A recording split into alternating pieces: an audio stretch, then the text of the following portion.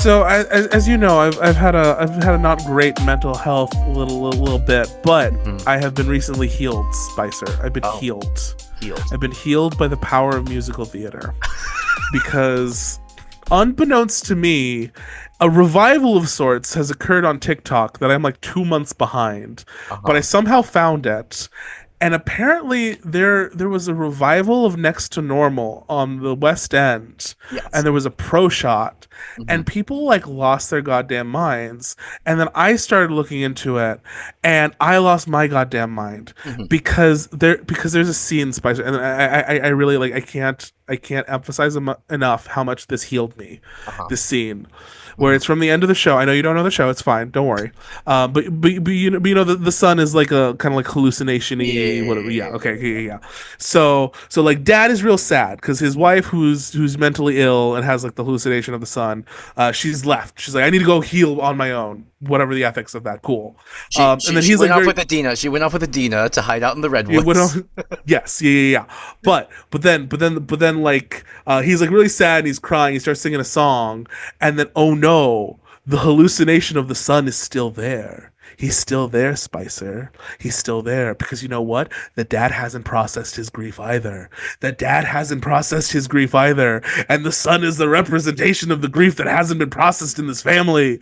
And so what happens? The son starts singing at the dad, and the dad's like, what the fuck? Why do I see this? Fuck, no, why didn't you go with her? Why didn't you go with your mom, you little freak? And then this child who, the kid they got to play the teenage like son is, because he's like British, but like he has just this like little like elf face that like looks like ever so slightly like too dangerous, because like he's cute, whatever. It gives me like Uncanny Valley because he looks just like ethereal and like otherworldly. But no, this child, Spicer, they get into the climax of close to the climax of the song, where they like sing together. And so it's the dad in the front, and then there's a kitchen, there's a kitchen island behind the dad, and then the son is behind the island. And so there's a part where like the song like jumps up and it gets really intense, and there's a fucking like guitar like sound, and then like the drum comes in like offbeat, and it just sounds like so dissonant. And they do that, and as they do that, this child Spider-Man leaps onto the kitchen island, and then full on like grabs the father from behind and starts singing his face off in the father's ear, being like, I won't let go of you. And it's played in the dark with like the of the fucking guitar, and it's like a fucking horror movie. And something about that moment, that the abject horror of that moment healed me. And I watched it like 30 times in a row. And I'm not talking about the pro shot. That little clip, I just kept rewatching, and just to see him Spider-Man jump. And I just feel better, I think. I might still be mentally ill, but I have a focus now. That's nice, I suppose. Welcome to A Song of Spice and Rhani, a Game of Thrones Song of Ice and Fire podcast where the girls, the gays, the theys, and the well-behaved straights. I am your mentally healed host, Rhani. And I am your slowly losing my mental capacity host, Spicer. Don't take this from me, Spicer. Don't let me come in and say like, oh, I'm feeling a little better, and be like, oh no, I can feel bad. No, it's still about me. Still about me. You're fine. You're fine how you are. Just, Next to Normal didn't fix me. It didn't make me better. I'm doing this as a bit. Okay. Don't steal my fucking limelight. Okay. Okay. What you got inside of you? Yeah. Anyways, what do we talk about, Rhani? We're talking about Next to Normal. What are you talking about? No, we are talking about 3 chapters from the A Song of Ice and Fire book series, which is what we do every week. I forgot the other part of the opening. Sorry. It's fine. Where we break down what happens, theories, and our favorite deaths. Death, Spicer. Is anything alive? As of taping. In this country? As of taping, we are still alive. What? Yeah, doesn't feel like it. I think there was a provision in the big beautiful bill somewhere that I think that we gotta go. Sorry, fam. It's over. It's over. It's fine. It's cool. Big oof, big oof, big oof. Anyways, what chapters are we talking about, Ronnie? Yeah, chapters. Fine, I won't talk about next to normal anymore. Weirdo. We have Tyrion IX, Jon IX, and Catelyn XI. Wow, wow. Wow. So let's get going. I'm fine. It's all good. Let's get going with Tyrion 9. So what happens in Tyrion 9? They are marching. They're marching back quickly as they can. Because, oh no, remember, Tyrion was in battle, but it was all a trick. Tywin Lannister was tricked. Oh no! And they get back to that fucking inn, that inn of horrors that just keeps reappearing. And they're sitting around the table, and they get the worst news ever. They were tricked so that they could trick people and sorry. Anyway, I'm gonna stop saying trick. They were tricked. I have to say it once. And Jaime Lannister has been captured because they diverted the army so that they could go take so that Robb Stark could go take River Run while Tywin was busy, and they did. And so Jaime's captured. River Run now belongs to the Starks and the Riverlands, and it's not looking good because now you got the Starks and the Riverlords kind of blocking the way, so they can't get back to the Westerlands where the Lannisters are from, so they can't even regroup. Down to the south, we have Renly Baratheon has married Marjorie Tyrell and has now claimed that he is the king. Doesn't matter that Stannis is there. Like, I'm older. He's like, nope, it's me. I'm the king now. And then in King's Landing, you have fucking Joffrey just being a menace, chopping people's heads off who he's not supposed to. And Cersei seemingly unable to control him. So we're all gonna talk around this table and we're gonna strategize and we're gonna discuss our woes because everything is woe because everything's going wrong. And Tyrion's like, yeah, it's going wrong because y'all are fucking dumb. And then Tywin's like, fuck it, my kid's gone, you fucking idiots. We gotta fix this shit now. And he tells them all to get the fuck out. Except for Tyrion and Kevin. And Tyrion's like, the fuck? My dad doesn't like me. Why am I here? And his dad's like, hey, I don't like you, but you're all I got, kid. You're all I fucking got.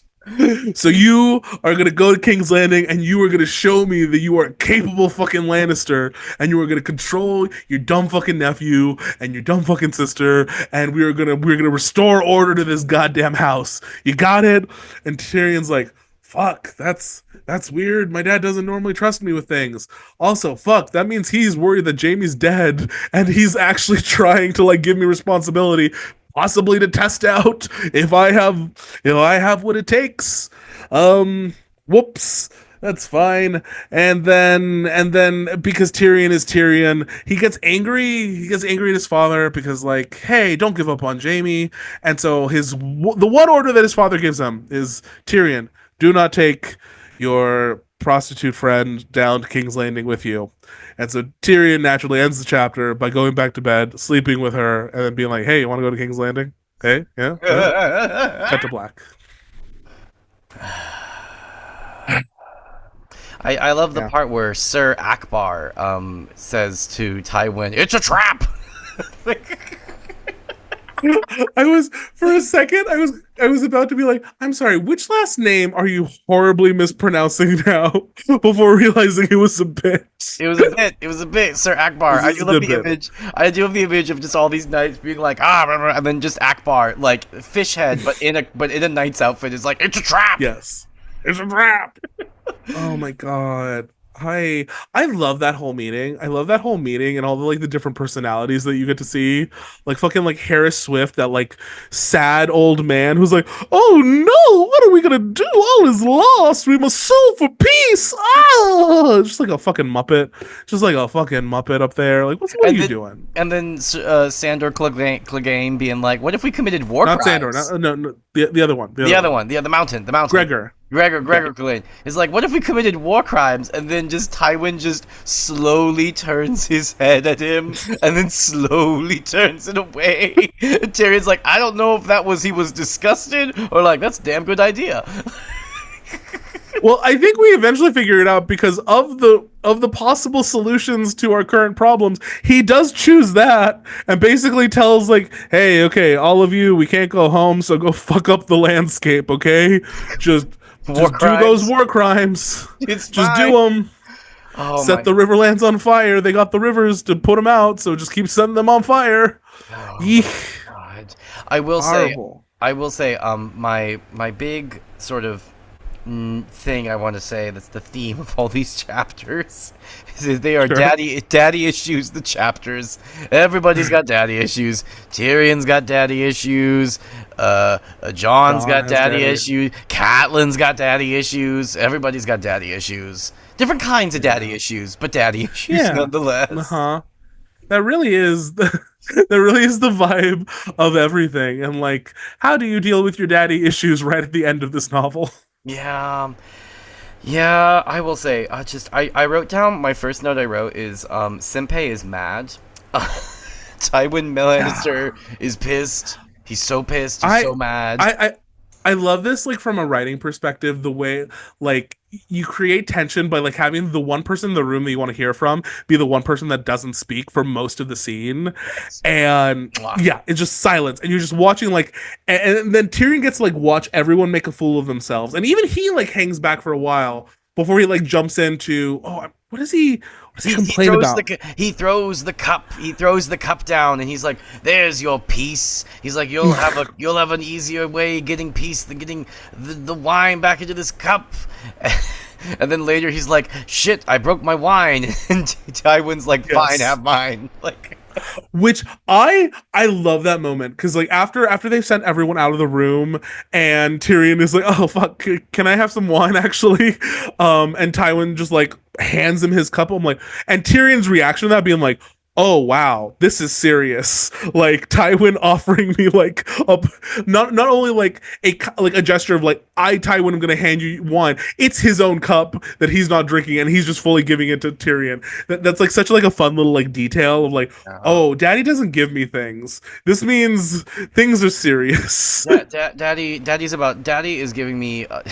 I remember when I was in high school and I was graduating high school, and my dad and then I was graduating high school and going to college, and we went to get me a laptop specifically because I was going to college, and like Sure. so I was getting a new laptop because like I was going to college, but then everybody got a laptop at this trip to the Best Buy, and I immediately was like, what the fuck is going on?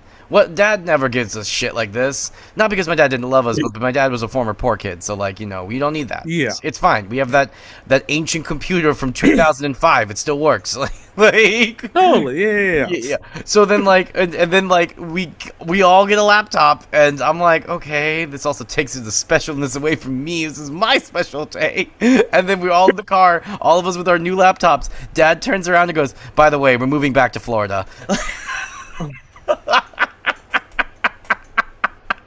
He bribed us. He bribed us with laptops, and Tywin was like, Yeah, he did. "Have wine, because you're about to be the prime minister." Yeah. You're about to be the prime minister to the worst king we've possibly ever had, who is a monster. And I love how like how openly irritated Tywin is, and is like, "Oh yeah, we have a king for now." I'm like, fuck, he's willing to kill his own grandkid at this point. Tywin would do it. Tywin would do it in a fucking heartbeat. Fucking heart. He'd I do it with his own honestly hands. like not to like skip ahead, but like if Joffrey hadn't gone out the way he went out, I could very easily see Tywin being like, "Tommen is so well behaved. I love that well behaved child. Let's get So more of that in here." so manageable, so pliable. Like Yes. Just a chubby little menace who just doesn't like his Brussels sprouts, and that's okay. That's okay. It's okay. Look, I relate. I will say, contrary to what, or not in contrary, in opposition to what Tywin's doing, Tyrion's just spitting bars in his head. Oh yeah. For the first time ever, Tyrion learned the importance of inside thoughts. Like, He did. He finally got there, and just in the lick of time, because this is again I did like because we see him doing that, but he also alludes right at the beginning when we notice that like Tywin isn't speaking, and Tyrion like notices is like, yes, Tywin is listening. I'm gonna try to be like him a little bit more. And so you can see like this attempt at like, I'm gonna try to emulate my father figure, who I do think is very intelligent, even if he doesn't care about me. But I'm gonna try to like be a little more like him in this moment, and like kind of seeing how far he gets is interesting, because it like, I feel like it also establishes the fact that like one of Tyrion's issues is his impulse control. Yeah. So he like succeeds initially at like just hanging back and listening just like his dad would, until like he gets too annoyed at like Harris Swift being like, we must sue for peace, oh! And that's when he's like, stop saying stupid shit, okay, dude? Yeah, because the inner thoughts are also just him being like, they're a dumb bitch, they're a dumb bitch. Yes. The mountain is a monster. Like, It's so fun. This is my favorite kind of Tyrion chapter, where it's just like him being like quippy and these one-liners and like observing the world around him and like analyzing it, but we get to be like the audience for like the analysis. Yes. And it's great. This is it. My favorite was, there was the guy who married off his daughter to Kevin, and he describes the daughter as being equally chinless. George had to sneak in one fat joke. He had to get one in. He couldn't help himself. In the chapter where we don't even need this, he's like, I'm gonna this bitch, this fat bitch. Like, oh my god, George, George. Oh my god. Yeah, also all these nights just delusional. All these nights just delusional, delusional. Everyone's being delusional in their own like way of like, meh. It's bad. We should sue for peace, and it's like, no, war crimes, and everyone's like, no, like, what? Why are you all so equally stupid?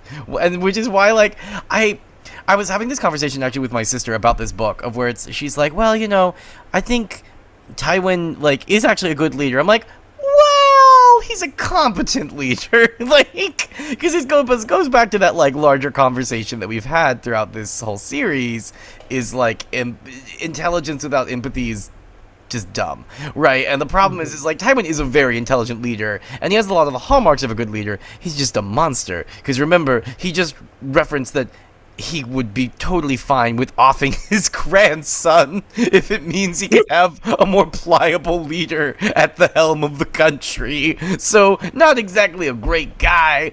He's not wrong.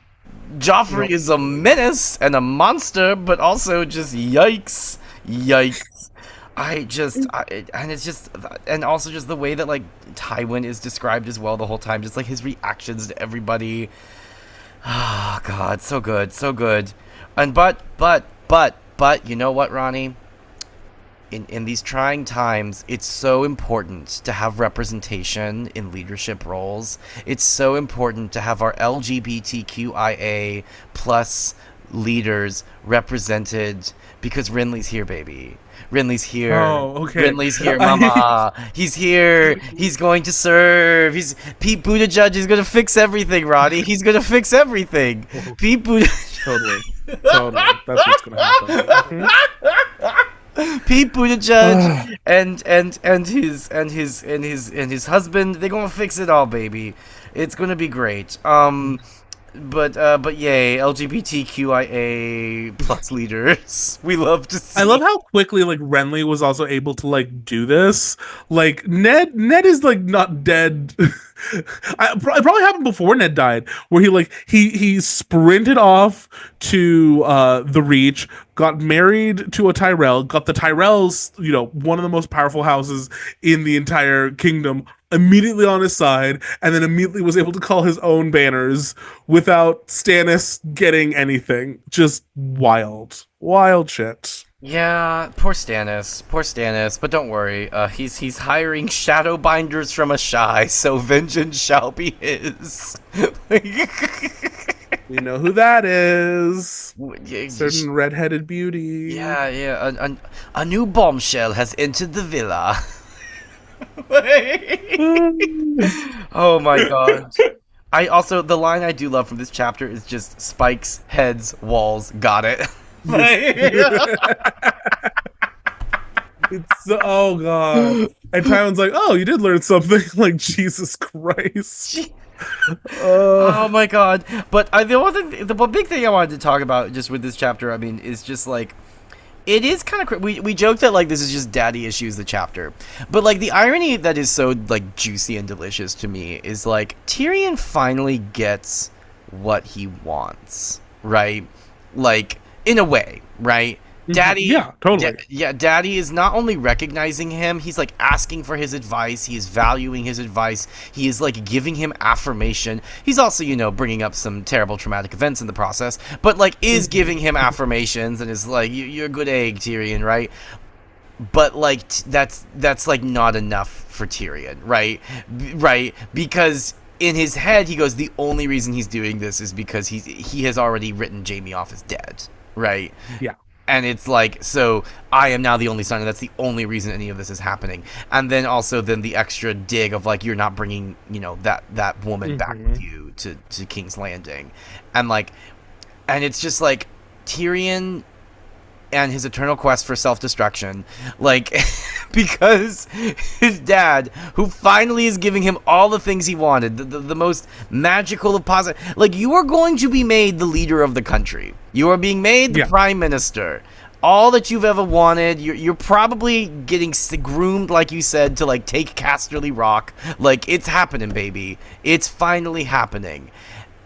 And he can't fucking help himself, and he's like, I need to dig at my dad because of a mean thing he said, and also the inside thoughts in my head that I just cannot shut the fuck up, right?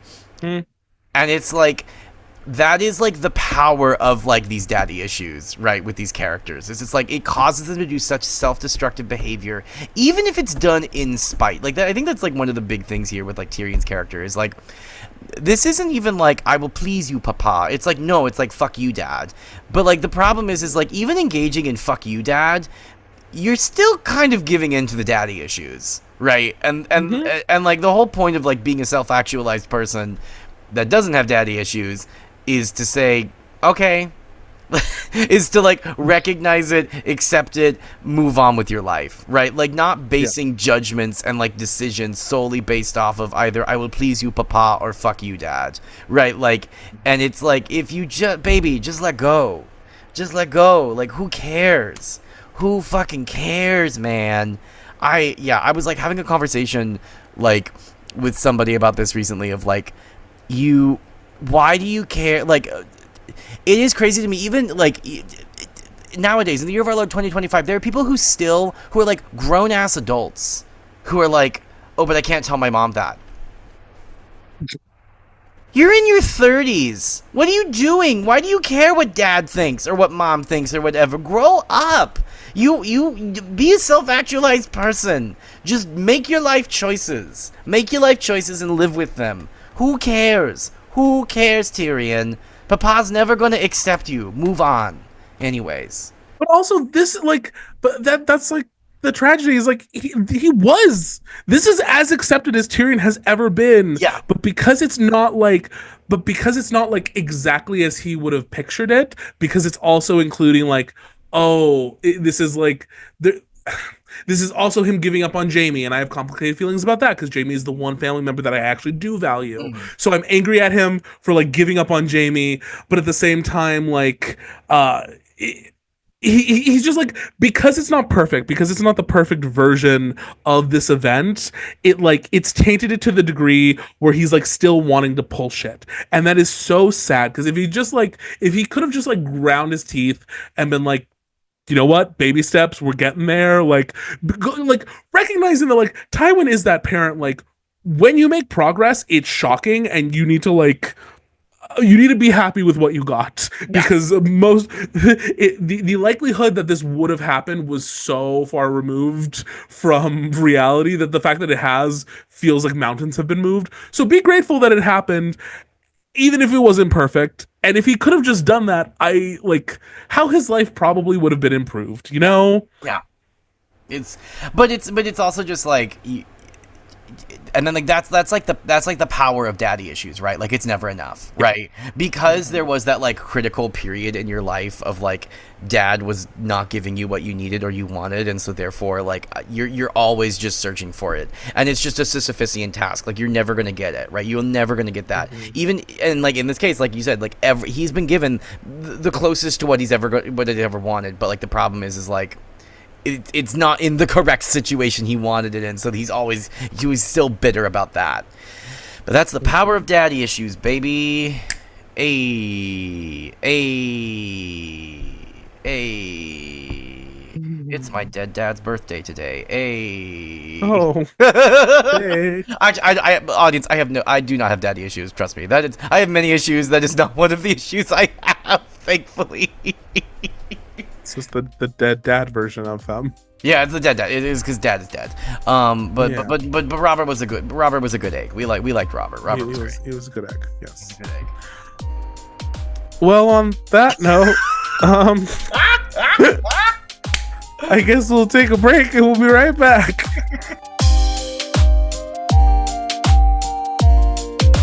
And we're back, moving right along to Jon IX. Okay, Jon, he's not in a good place. He knows daddy is gone. He's like, you know what? This is it. I'm leaving. I'm going to go abandon the Night's Watch. I'm going to go join Robb and his army, and I'm going to be by my brother's side while we take these bitches down. We're going to kill them all because we're 15 now, and we're men. I am a grown adult man. And of course, as he's trying to like saddle the horse, Sam shows up and is like, I'm useless. I mean, I want you to not leave. Oh. And Jon's like, I will run you over with this horse. Sam's like, no, you won't. And then Jon proceeds to. But don't worry, Sam jumps out of the way in the nick of time. And then he's riding down the road, and then he's thinking like, yeah, no, Robb will be so excited to see me, right? He'll be cool with me breaking my vows, right? I mean, I'll be a pariah from everyone forever for doing this, but whoops. But I'm doing it, man. Don't worry, it's fine. And then he hears some people following him. He's like, I'm gonna hide. And then they show up and it's all his friends. And then Ghost gives him away by like making the horse freak out. And then they all like bully him into coming back and like, hey, you swore an oath. We're all brothers now. It's okay. I know you're sad, blah, blah. And Jon's like, fine, I'll go back so you guys don't get in trouble. But in his head, he's like, don't worry, I'll leave another day when you aren't suspecting anything. But then the next morning, he's like, okay, I got to do my jobs. And he goes to the Lord Commander, and the Lord Commander's like, hey, how was your ride last night? And Jon's like, you know that? And he's like, yeah, of course I know that. Me and Aemon taking bets. But no, I knew you'd come back. It's all good. But it's okay. Hey, this is a life lesson for you. And I know you're really sad, but your dad's still dead. Dad is still dead. Hey, Spicer. And Jon's like, you're probably right. You're probably right. Sorry about that. It's okay. It's fine. My mom's dead. It's fine. We're both sad. We both had dead parents. And yeah, no, anyway. And train of thought gone. And Mormont's like, hey, here's the thing. Like, you know what? We all got shit, but we're all in this together. And here's the real danger. We're all going to go ranging north because we're going to figure out what the fuck is going on with all this Mance Raider shit and the other shit. And by other shit, I mean like the literal others, White Walkers and whites and all that bullshit. We're going to figure out. We're going to go en masse. And you need to be there to be like my helper and my squire and blah, blah, blah. And Jon's like, yeah, I do. And then end of scene. Jon is going to stay. Yay. Yeah. What you think, Spice? Hey, Spice, how you doing? Happy birthday. It's not my birthday. I know, it's your dead dad's birthday. I know, and I'm sorry. I'm sorry about that. No, it's fine. It's fine. It's fine. My brain is bad. I have a bad brain, okay? It's fine. Once again, we get our fat jokes right off the top. Because the way that... Because my favorite is like... It's not even like it's Jon. This is your best friend in the world right now. This is your closest confidant. You're probably you have bisexual feelings for like. deep ones. Deep But ones, deep ones. but like and you referred to him in your head as the fat boy. Girl, that's your best friend. Is that what you think of me? Is that what you? When we're in a room together, you go, "Oh, the fat boy's here." No, Is that no, what no. you do? I think the angry one. Wow, racial stereotypes. Wow, that Southern upbringing is really showing there, Spicer. Really showing there. Oh God! And the worst part is it's like you don't even need to specify which racial stereotype it is. It's just all of them. Oh my God! No, Spicer, go ahead. Tell me what the Civil War was about. It's states' rights, right? Oh That's my what you think it was? God! Oh my God! Oh my God! How much unlearning can I do? Oh my God! Anyways, but in a similar twist to the previous chapter I kind of wrote down, it's like, once again, these are just daddy issues, the chapters, like these are all just daddy issues chapters, and it's like, what's so like sad about it is like, once again, you have pretty much been given what you wanted, Jon, right? But the problem here is like, it's not your actual father that gave you the love, the affection, the sort of the I'm literally handing you the family sword, right? Like, it's Purpose. Yeah, purpose. Yeah. It's like you're not given you are not given it from the person that you want it from, right? And like that, once again, that is the problem with daddy issues, is like, it's never enough, right? Like you could be given these things, which is like why I think like this isn't a queer reading of this text, but like it is something that's interesting to me about, like, if you look especially in like the queer community with like gay cis men, like the daddy issues that abound, baby. And it's like, there are some folks, it's so sad, like you run into these people of, it's just like, it's never enough, never, right? Like it just isn't, right? And it's like, it's so sad, like these people are given so many chances and so many chances of healing, and they just engage in self-destructive behavior, right? Because in this case, it's like, okay, your actual family rejected you, Jon. Well, guess what? You get a chosen family, and isn't that swell? But no, I don't want the chosen family. I want my actual family to say, Jon, you're the bestest boy. It's you, baby. It's you, baby. But it's like, that's not gonna happen, girl. That's not gonna happen. Like, literally, your friends rode out in the night to be like, hey, we're real sorry about your dad. Happy birthday. But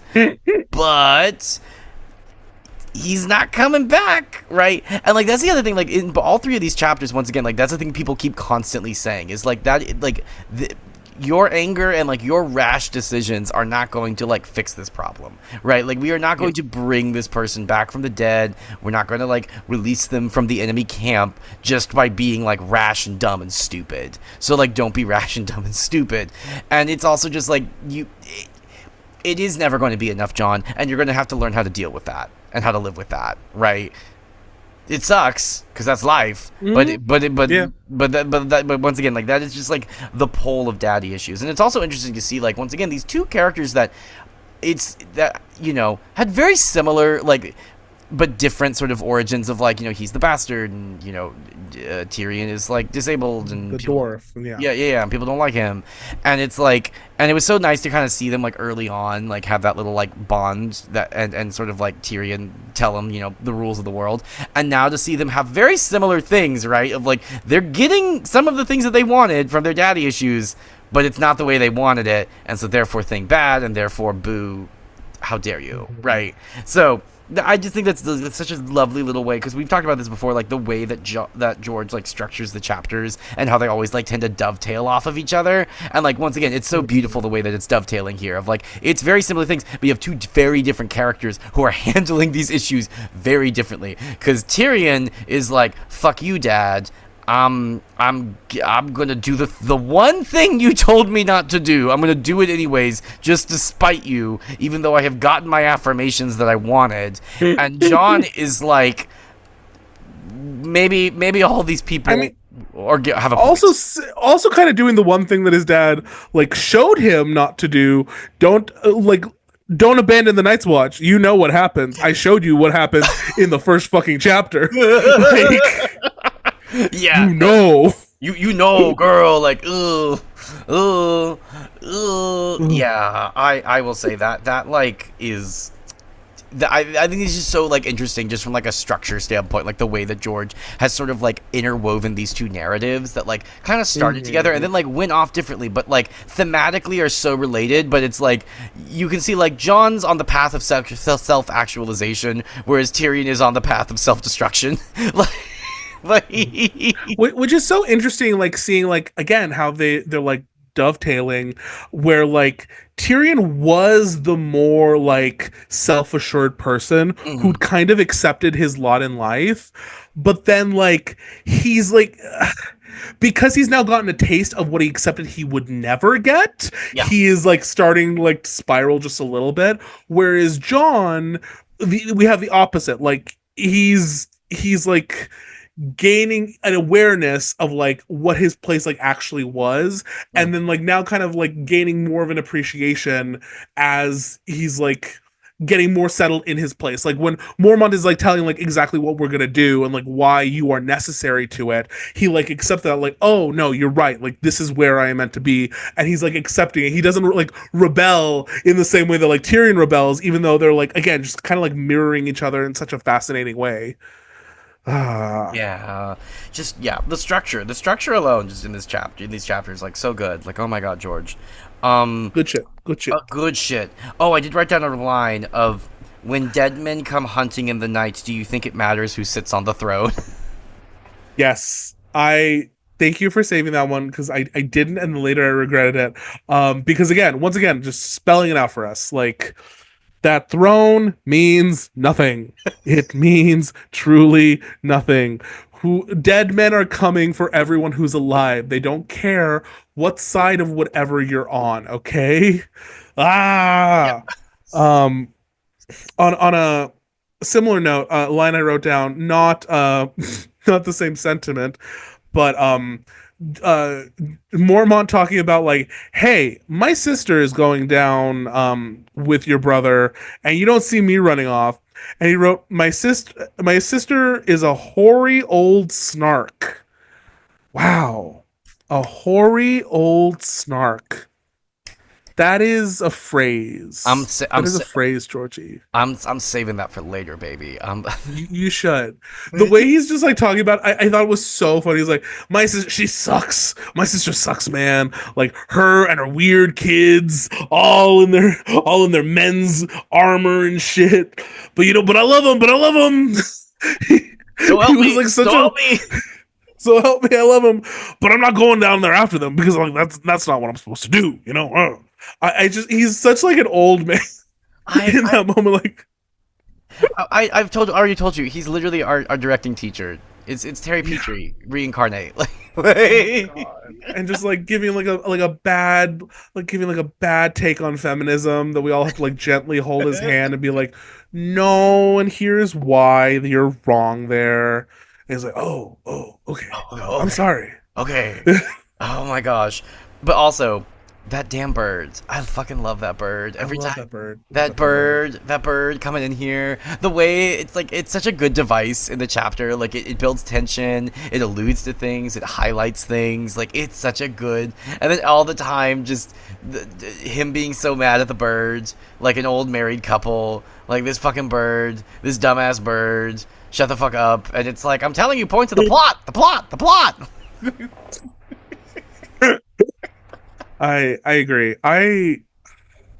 There's just this is something about like again, just like as a writer, we're both writers, but like I just like look at all of these like clever things. I'm like, damn, damn, like, do these just come to you? Do you add them later? Like, what are you? There's so many like fun plot devices, and just Yeah. it's just like such good writing. And like, I get it. I think people forget because like this is like the first thing. This is the first thing of George's that like blew up to like a huge degree, but the man had been like fully supporting himself as just a published author for 20 years before this. Mhm. Like since like the 60s and the 70s, he was like he's been employed, you know. Mhm. And so this comes out in the 90s, and because like it blows up, you want to assume like, wow, like how'd you do that? I'm like, oh no, he's just like experienced. This is like a guy who decided to like turn to his magnum opus like towards like the back half of his life, and like suddenly had all the skills to do it.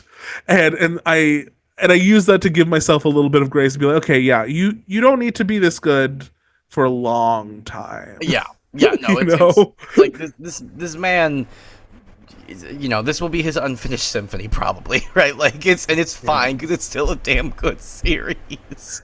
I truly like if and when people are like, oh, I don't know if I want to start reading the books in case they never get finished. I'm like, they're still good. Like you watched a show that was like good for a while and then got shitty and then ended horribly. If you read these books, nothing changes except you now know like a better version of most of the story. Yeah, Like, yeah, uh, uh. So if we get nothing more than this is still like probably my favorite book series of all time. Like, yeah. which is not shocking considering all this around me that I have built, the house I have built off of this.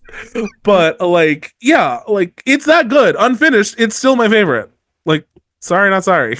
Yeah, yeah, yeah. Anyways, that's all I got on this chapter.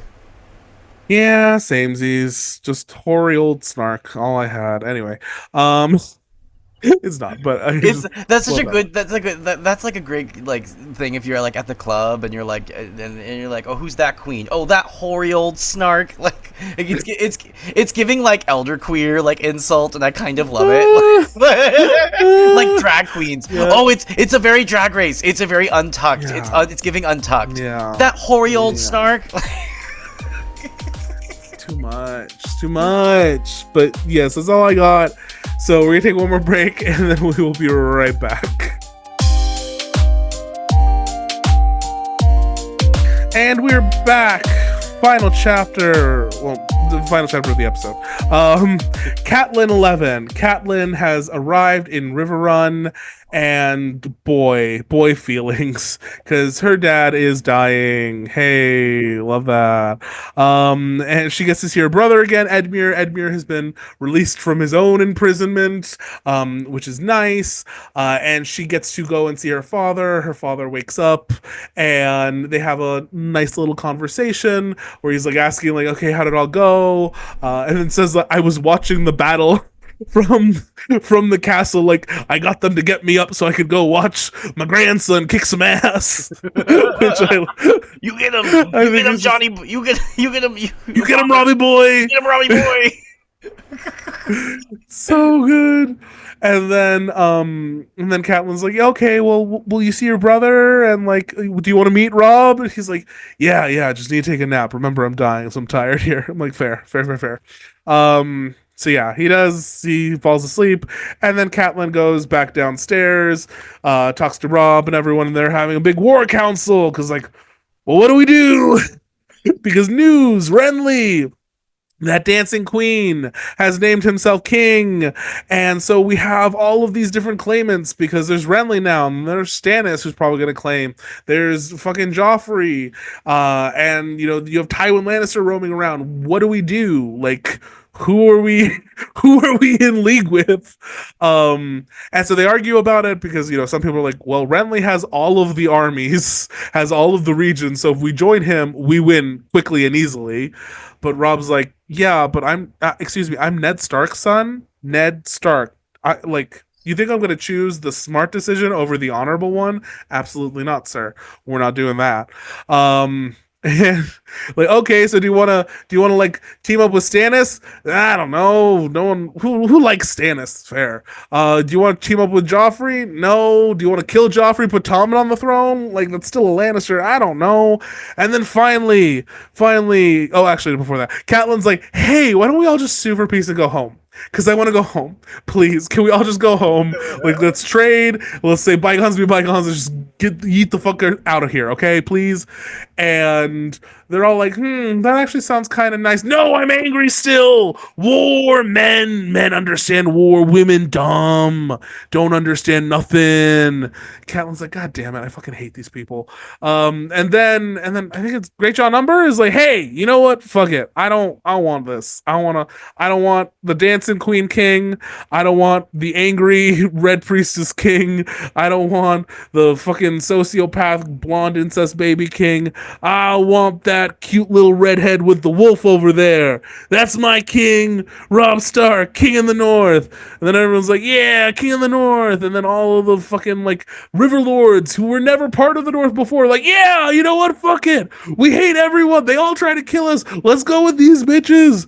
And they do. And then Robb is named king in the north, and it ends. Woo.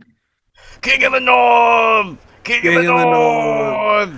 I'm not like a Stark like fanboy usually, but I forget like how hyped that last little bit is.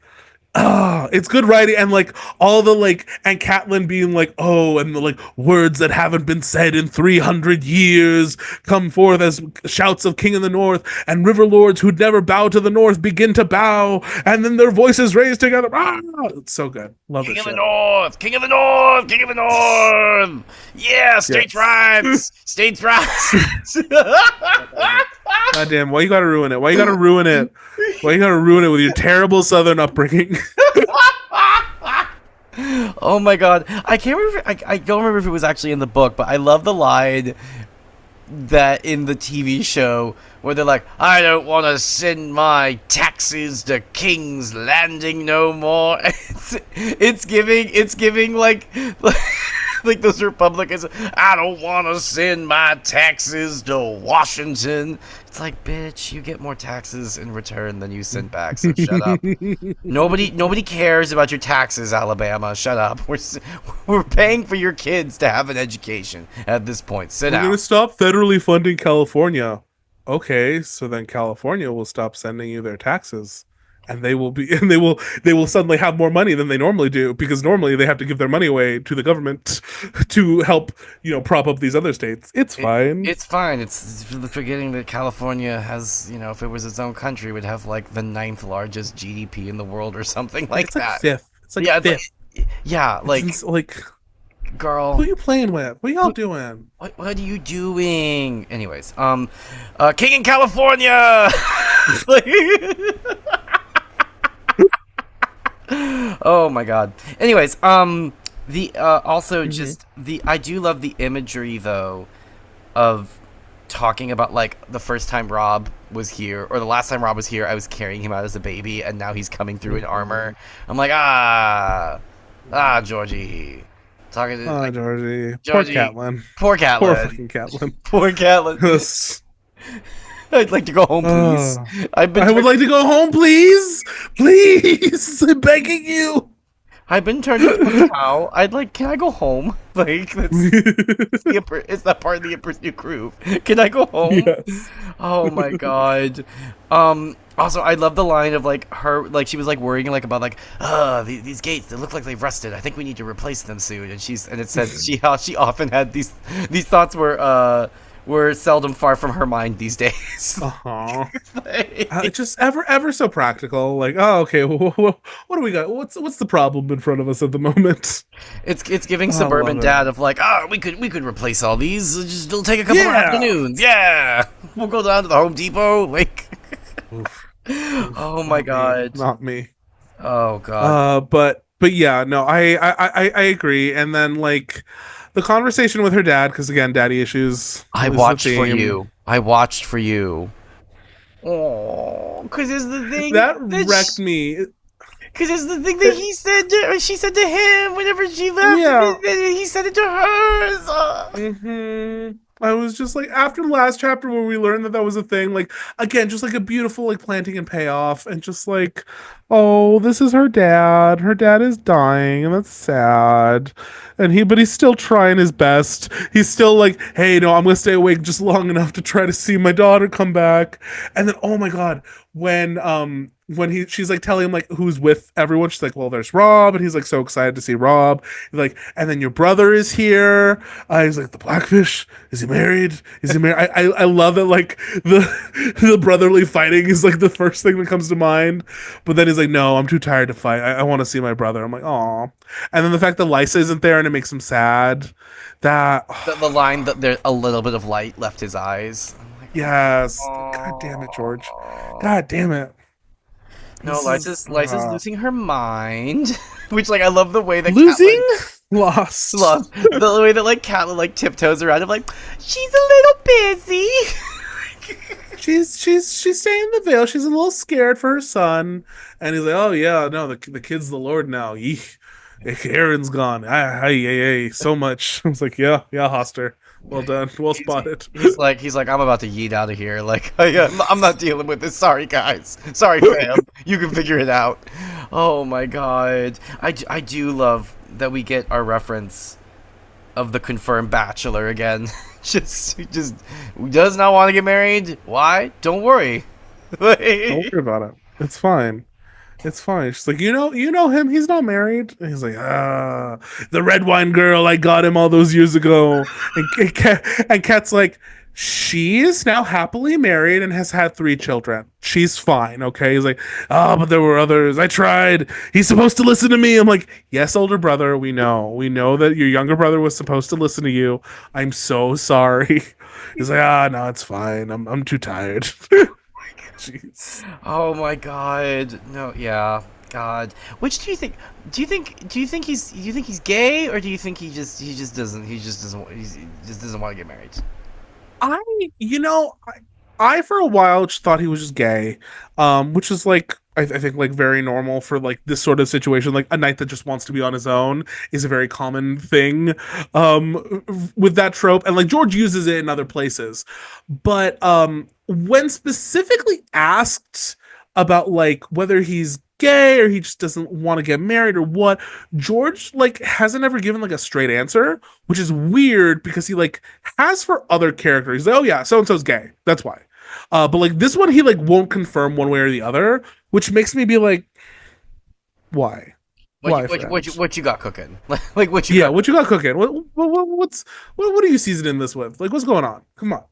Yeah, no, I feel like, oh, you know what it is? It's like, it's one of those like elder queers who was gay, but like, never was too like preoccupied with like romance or sex or whatever, but then like at once in a blue moon, he gets is there a man out there? But like instead of like going like he's like the elder queer who like you like meet on Grindr and like, oh, he's like good looking or whatever. He's like, oh, do you want to go out? And it's like, yeah. And like you go to his place and your thing is gonna be like sword, and he like cooks you like a beautiful meal. Like, yeah, he's cooked you like a. You're like, wait, what? And he's like, yeah, let me take your coat.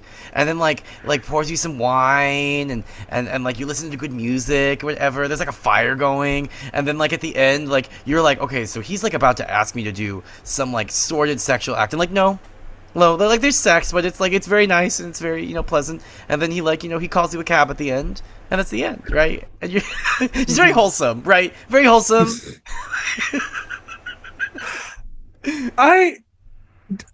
I don't know how this applies to the Blackfish particularly beyond the vibes and what you're I think you just described something you want, Spicer. Shut the fuck up. Shut the fuck up. You dirty liar. You dirty liar. I was like with you. I'm like, how are you going to tie this back in to like, oh yeah, Blackfish just gives this very specific vibe. No, that's what I meant. That's what I was trying to say. Is like, this is the Blackfish. Like, that's the Blackfish. Like, that is the Blackfish. Okay. That is the Blackfish. Like, he's and you're basing this off what? I don't know, just vibes, man. Just vibes. because that's why Okay. he's like he doesn't need it, right? He doesn't need marriage, doesn't need relationships. It's just like once in a while he's like, oh, I just want some company or whatever, Sure, and then sure, you sure. know, you'll do. And if there's anyone in the comments who heard that whole description and wants to do that for Spicer in the New York area, please drop a comment. Um, I want more. I want things. Oh my god. Moving on. Moving on. I'm Moving on. moving on. I'm trying. There, Oh, I do love how like we the way the way that this propaganda has so fiercely grabbed Jon Snow, right? Like of just birthright monarchy and feudalism, man. And they're all like, Joffrey's awful. He's like, yeah, but he is the true born king. He's true. He's oh, the. And then it's like, and then they're like, well, what about Renly? It's like, but Renly's not first. Renly's not first. So it doesn't work like that. Stannis got out first. He got out of his mom first, and that makes him next in line. oh, but it also seems like they don't know about Oh, Joffrey being an the illegitimate baby. yeah, because even like Robb wasn't like fully on board. He's like even like he's like sure like if we was gonna go to a Baratheon, it should be Stannis first, but it shouldn't be Stannis either because there's Joffrey and then there's Tommen. So like there are multiple stages before we even get to Stannis, let alone Renly. So what are we doing here? Well, and I think like that's what's so interesting of like why I think Rob like accepts this like idea of like, okay, I'll be the king of the north, right? Because like Mhm. that's the best way forward that also is honorable. Of like, Yes. okay, we're doing our thing again. We're going back to the basics. Winterfell will rule the north with also the Riverlands Mhm. now. Um and we're done. We're doing it. We're eating out of here. We're not even going to worry about who's the king. We're just doing our own thing. Yeah. Leave us alone. Like please for the love of God, leave us alone. Like If that isn't like a good just metaphor for like the Starks in general, it's like they pick the choice that like in when you have like a difficult set of circumstances and you have difficult options in front of you, let me pick the most honorable choice that probably puts the biggest target on my back, because in a world where you had the option for all of these allies, what do? I'm gonna stick it alone, you none of them. know. None of them. None None of of them. them. None of them. None of them. Not even a let's ally with Renly and be like, hey, we'll fight for you, but then like we're gonna do our own kingdom up here, and like Renly could have been like, okay, maybe whatever, fine, but no, we don't even do that. We don't even do that. We're just like no, cause states rats. Like, But it's okay. We got a king in the north. King of the Yay! North, King King of in the the north. North. Oh my Oh, god. that's all I have. That's Unless all you I had have some as well. more. That's all I have as Okay. well. Okay. Well, moving right along, let's get into our question section. This question comes from the YouTube, and from Casey Ray 67. Pod question in honor of Spicer's writing retreat in the woods.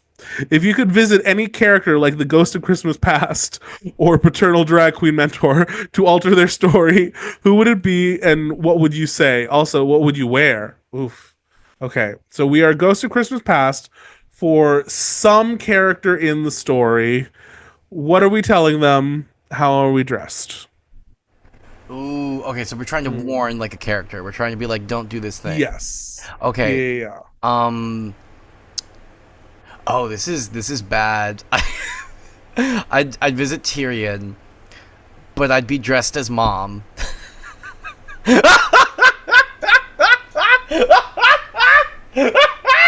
It's fucked up. That's fucked up. I'd be like, Tyrion, you have daddy issues. Ooh, you need to self-actualize. You need to remove yourself from this toxic situation. It is not worth it. Ooh. That's messed up. I mean, good. Yeah, like he needs to hear that, but damn. Um, I think let's see. I want to visit Ned because I just like Ned. I want you to have a happy ending, but Yeah. like God, do you just like and just like try to convince him like just make because he makes like 12 right turns. Make one left turn. One left turn, I think you might survive this. Like Mhm. one left, take one other choice and see if maybe it spiderwebs into you living just a little bit longer. Mhm. Um, what am I dressed as? I want to be dressed foresty things. I want branches and leaves in my hair, Oh, stuff sticking out. you're a children of the And I forest. want You're one of the children of the yeah, I forest. want to be like Children of the Forest because I want like old gods like aesthetic to Uh, like because I'm visiting Ned Stark, so I need to like be like, yeah. hey, I am like your old gods. I am like Children of the Forest. I look at me, ooh, and then also maybe I'll have like a whip just because I want a whip. And then whenever he like doesn't listen, I just like whoosh, no, no, Listen, damn pick it. pick pick the dishonorable decision at the right time, okay? And not when you're in prison, not when you're in prison. Too late then, too late then. Before, and I'm just brandishing the whip the whole time. Just like damn. Oh my god. So yeah, That's that's my choice. I love that. And then favorite death. Hmm. Huh. Hmm. Hmm. Hmm. Hmm. I'm gonna say the death of the Union of the Seven Kingdoms. Damn it, you are not beating these allegations. Just Oh truly my not. god! Truly not. I'm not, guys. I'm not like Uh-huh. that. I'm not. Uh-huh. I'm Sure. not. I'm It's fine. not. It's fine. I just don't hurt me, okay? I'm sorry. Oh my god. Whatever. What's your favorite death? Tell me about it. I'm trying to think. What's a what Because there wasn't died? really, no one really died this week. No one really died, People are yeah. almost about So, to die. We got one death on the um, roster. Like, yeah. Let's see. I don't know. The death of John's stupid plan. that John's plan was so dumb. Like, yeah, I'm gonna show up. I'm gonna show up to this northern army who are probably of all of the kingdoms in the Seven Kingdoms have the strongest feelings about behaviors associated with the Wall and what's honorable. That I'm gonna join that army and be like, hey, I'm a deserter. What's up? And you're gonna welcome me with open arms, right? Right? No. Like it's so bad that even John is realizing how dumb it is, like in the real further he time. gets. Yeah, in real In time. real Like, time. I think And this like, is a damn, dumb this isn't gonna work, is it? This is really not gonna work. I'm going trouble. Like, Yeah. oh god. So anyway, that's that. So thank you for listening to the end of the episode. We really appreciate it when you do that. Also please remember to what? I'm giving the end of the show spiel. Fuck you! Fuck you, you secessionist southern freak! I'm not. My goodness! I'm not. Yeah, screaming the South will rise again, Yankee. Like, no, you go, you sit down. I'm gonna talk. Please, if you listen this far, and please, like, and you like me, like North Spicer shit, just make sure that you're liking the video, commenting your questions, commenting your feelings, maybe about like unions and how they're good, and then. and, Oh, and then if you're listening on one of the podcast networks, if you could leave a review, that always really helps. If you could rate it 5 stars. If you don't want to rate it 5 stars, then don't rate it anything else. So just leave it alone if you don't want to do that. And yeah, so next week, our singular chapter, which we're going to spend the episode talking about, and then also doing kind of like an overview of the book as a whole, is going to be Daenerys 10, my favorite chapter in the whole series. Woo! So it'll be a light reading week, but it should be a fun episode. And yeah, I hope y'all have a great week. Thanks for listening, and say goodbye, Spicer. Goodbye, Spicer.